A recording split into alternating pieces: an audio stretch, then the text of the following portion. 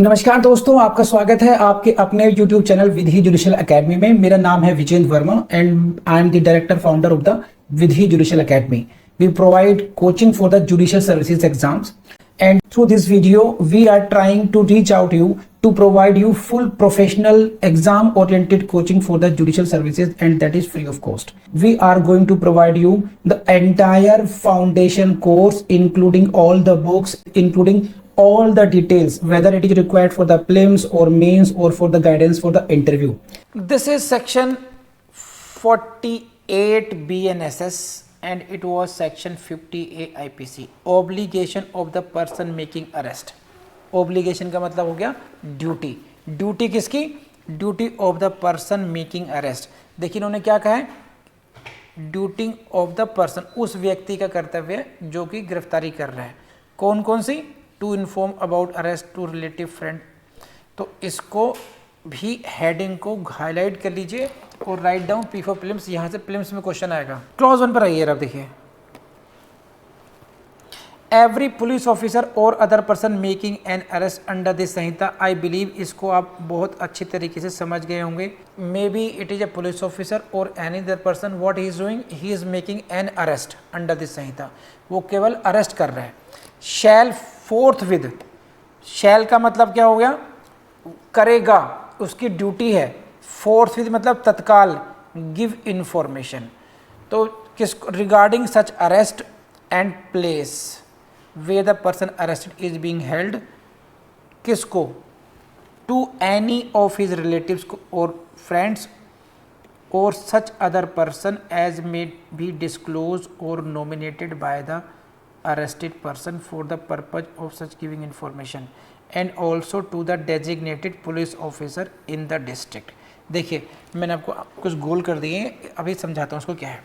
इसमें क्या है, ये जो सब क्लॉज है, it is dealing with the duty of what? Duty of any one of these two persons. He may be the police officer और he may be any other person. What he is doing? He is making arrest। वो केवल arrest कर रहा है इसे। तो गिरफ्तार करने वाला पुलिस ऑफिसर या कोई अन्य व्यक्ति, उसकी ये ड्यूटी बनती है कि वो जिस व्यक्ति को गिरफ्तार किया गया, अरेस्ट किया गया है, उसके नातेदारों को, रिलेटिव्स को या उसके दोस्तों को, फ्रेंड्स को, मित्रों को सूचित करे। रिलेटिव्स को सूचित कर सकता है या उसके फ्रेंड्स को कर सकता है या किसी ऐसे व्यक्ति को कर सकता है जिसके बारे में पर्सन अरेस्टेड ने कहा हो कि भाई आप उसको सूचित कर दीजिए मेरे अरेस्ट के बारे में। तो इंफॉर्मेशन टू हुम भी एक तो आपको फोकस करना पड़ेगा। Information to whom? Information to the relatives, friends और सच अदर पर्सन, ऐसा अन्य व्यक्ति, एज मे बी डिस्क्लोज और nominated by the arrested person for the purpose of such information. ऐसा कोई व्यक्ति जिसको अरेस्टेड व्यक्ति ने कहा हो। जैसे मान लीजिए एक ए व्यक्ति है, इसको अरेस्ट किया गया। इसने कहा मेरे पापा को बता देना, फादर। ये इसके फैमिली हो गई या रिलेटिव कैटेगरी में आ गया। मेरा एक फ्रेंड है ना, बिट्टू, उसको बता देना, ठीक।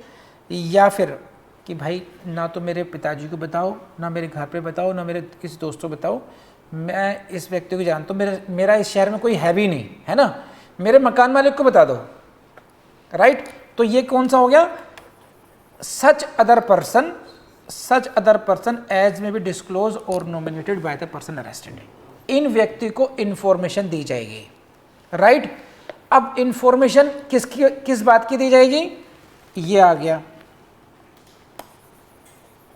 रिगार्डिंग सच अरेस्ट, उस गिरफ्तारी के संबंध में। And don't ignore this place where the arrested person is being held, उस स्थान के बारे में जिस स्थान पर उस गिरफ्तार किए गए व्यक्ति को रखा गया है। बोलो, कर लेंगे। Place where the arrested person is being held. फिर आ जाएगा टाइम, कब देंगे इंफॉर्मेशन, फोर्थ विद दी जाएगी। नेक्स्ट पॉइंट है who will give information, the police office, every police officer और other person making any arrest under this. बोलो यस और नो।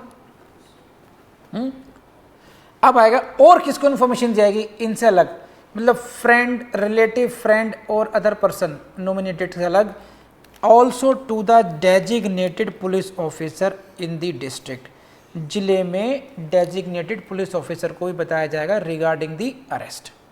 तो this is what sub clause 148 की। और अभी मैं एक कुछ और दिखाना चाहता हूँ आपके साथ में। अभी सेक्शन 37 देखिए, सेक्शन 37 में क्या मिल रहा है आपको, डेजिग्नेटेड पुलिस ऑफिसर मिला आपको। तो ये जो सेक्शन 48 की क्लॉज 1 में लिखा है ना, designated police officer and also to the designated police officer, ये वही सेक्शन 37 BNSS का पुलिस ऑफिसर है जो सारा रिकॉर्ड मेंटेन करता है। अब देखिए section 36 clause C, inform the person arrested unless the memorandum is attested by a member of his family that he has a right to have a relative or friend or any other person named by him to be informed of his arrest। यहाँ पर 36 के C में वो duty थी, वहाँ पे कहा था कि भाई उससे पूछेंगे, है ना, कि बताओ किसको इन्फॉर्मेशन देनी है तुम्हारी अरेस्ट के बारे में। सेक्शन 36 पढ़ाया था ना मैंने आपको, हाँ, उसमें पढ़ाने की जरूरत नहीं है अभी। तो सेक्शन 36 को भी साथ में इसके पढ़ेंगे आप लोग अभी।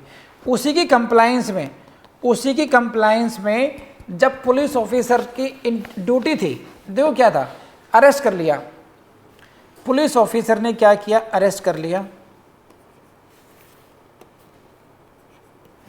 दूसरी स्लाइड पे लिखता हूं, पुलिस ऑफिसर अरेस्टेड, ठीक है, अरेस्ट कर लिया। सेक्शन 36 की आप हेडिंग पढ़िए, क्या है 36 की हेडिंग, क्या है, प्रोसीजर, है ना। और उसकी क्लॉज C में क्या है कि he shall inform, every police officer making arrest shall inform, क्या, कि यू कैन नॉमिनेट, है ना, भी तुम्हें अपनी गिरफ्तारी के बारे में किसी को बताना चाहे तो बता दो। हाँ भैया मेरे पिताजी को बता देना, यहाँ पर बात खत्म हो गई, ठीक है, हमने बता दिया। लेकिन 36 की कंप्लायंस इज नॉट सफिशिएंट, यहाँ पर केवल था उसको एक्यूज को इन्फॉर्म करना। अब एक्यूज ने आपको इन्फॉर्म कर दिया, उसके बाद में एक्शन में आ जाएगा सेक्शन 48 का क्लॉज 1, सही है। सेक्शन 48 का क्लॉज 1 इसके साथ में है, मेरी बात समझ में आ रही है अभी। यहाँ पर फिर पुलिस ऑफिसर की ड्यूटी है कि he shall also informed about that person nominated, बात समझ में आ रही है। तो 36 के क्लॉज C में वो एक्यूज से पूछेगा कि भाई बताओ किसको सूचना दी है, और 48 की क्लॉज 1 में उस व्यक्ति को फिर वो अरेस्ट के बारे में इन्फॉर्म करेगा। बोलो हाँ है ना, अरेस्ट उसे कहाँ पे रखा गया। तो अब तो कंफ्यूज हो जाओगे या नहीं हो गए, ठीक। प्रियांश कह रहा है यस सर।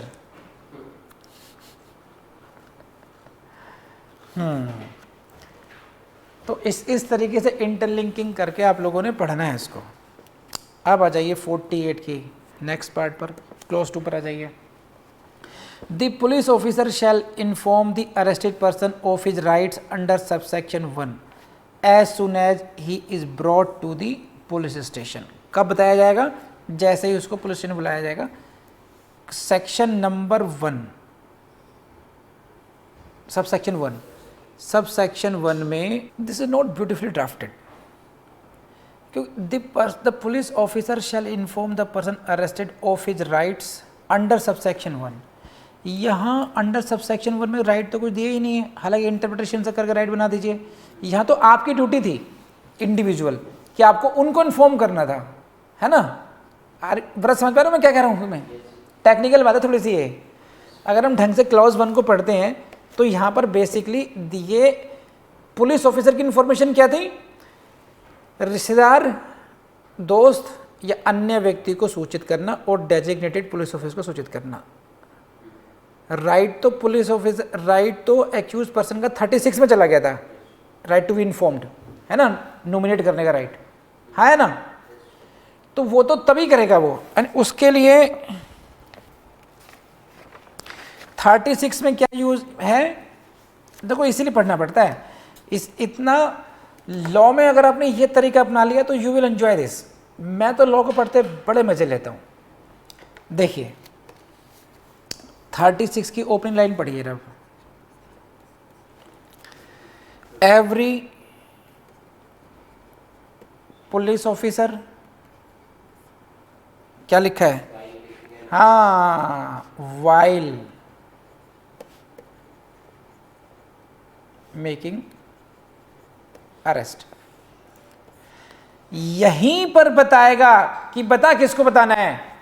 और इस राइट के बारे में इन्होंने यहां पे क्या कर रहे हैं, 48 में क्या कर रहे हैं, as soon as he is brought to the police station. No, यहां पर this is not beautifully arrest, कि ये जो इंफॉर्मेशन देनी है right under arrested person of his rights under subsection 1, नहीं कि जैसे पुलिस ने बुलाया गया उसको, नहीं। वाइल मेकिंग अरेस्ट, जहां जैसे ही अरेस्ट उसने कर लिया वहीं बताया कि भाई तुरंत बता सकता तो अपना ही है। डिफ्रेंशिएट कर पा रहे हो देखो उसको। देखो मैं भी ना अभी पढ़ रहा हूँ आपके सामने ही है, लेकिन क्योंकि मेरा एक बेंट वैसा हो चुका है कि मैं तुरंत क्लिक करा कि नहीं कुछ यहाँ पर गड़बड़ है, कुछ तो है ना दया, कुछ तो है, तो वो मेरा हाथ यूं ही घूम जाता है तुरंत इसमें। यस और नो। तो ये राइट कब का है, brought to the police station तब है या वाइल मेकिंग अरेस्ट। तो please always go with the while making arrest. Logic है, आपने उसको बहुत रिमोट जगह पर गिरफ्तार किया, पुलिस स्टेशन तक आपको 18 घंटे लग जाएंगे, तो तब तक उसको क्या राइट नहीं है, तब तक वो वही बोलेगा हम मुझे गिरफ्तार किया जा रहा तुम ये इंतजाम कर लो, है कि नहीं है। तो लॉजिक क्या कहता है, to wait till reaching the police station और वाइल मेकिंग द अरेस्ट। इसीलिए देखो ये जो लॉ ड्राफ्टिंग की है जिन लोगों ने, वो भी तो आप जैसे हम जैसे ही लोग हैं, तो ऐसा नहीं है कि वही सुपीरियर होंगे, वही उनको क्वेश्चन नहीं किया सकता, उनके विजडम को किया जा सकता है। अब क्लॉज 3 पर आ जाइए। Any entry of the fact as to who has been informed of the arrest of such person, जिसको किसको इंफॉर्मेशन दी गई अरेस्ट की उसके बारे में एंट्री करना, shall be made in a book to be kept in the police station, एक in such form as state government may by rules provide. Information, अब देखिए ये जो राइट एक दो जगह दिया गया, एक बार उसको इन्फॉर्म किया गया 36C में कि बताओ किसको सूचित करें, और 48 क्लॉज 1 में आपने इन्फॉर्म भी कर दिया, लेकिन इसकी मैनिपुलेशन नहीं हो पाए ना, इसका मिसयूज़ ना हो पाए, इसको पुलिस ऑफिसर सीरियसली ले, इसलिए प्रोविज़न बनाया गया है कि आप एक बुक में इस बात की एंट्री भी करेंगे कि आपने इसके पापा को, आपने इसकी मम्मा को, आपने के बाबू को, सोना को, किसको इन्फॉर्मेशन दी थी, उसका रिकॉर्ड मेंटेन होना चाहिए। यहाँ पे बाबू सोना के नाम पे बहुत हंसता है भरती है, पता नहीं क्या चक्कर है। चलिए क्लॉज 4 पर आ जाइए। It shall be the duty of the magistrate, duty किसकी है, मजिस्ट्रेट की, before whom such arrested person is produce, जिसके सामने उसको प्रोड्यूस किया जाता है, to satisfy himself that the requirements of subsection 2 and subsection 3 have been complied with in respect of such arrested person. तो ये ड्यूटी मजिस्ट्रेट की भी लगा दी गई है कि वो भी चेक कर ले। हाँ भी बताओ किसको इन्फॉर्म किया था आपने, सही है, दिखाओ इस बात की एंट्री कहाँ करी है तुमने, अरेस्ट मेमो में आपने एंट्री कर रखी नहीं कर रखी। तो ये जो देखो मैं और दिखाऊँ आपको, क्या था वो,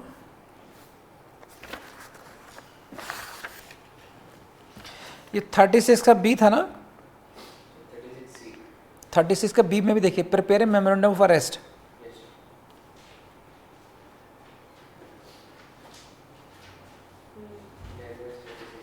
हाँ, इस मेमोरेंडम ऑफ अरेस्ट में भी पर्सन हु इज इन्फॉर्म्ड उसके बारे में लिखा जाता है।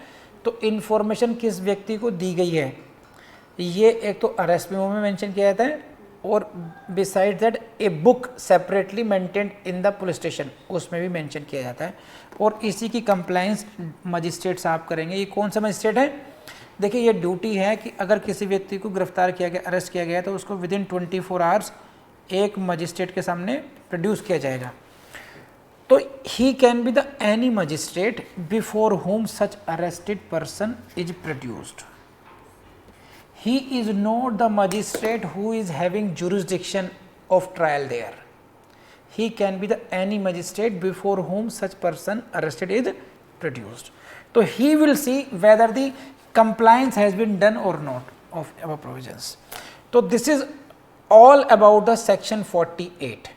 यहाँ तक किसी की भी कोई भी क्वेरी हो, please write down in the comment box.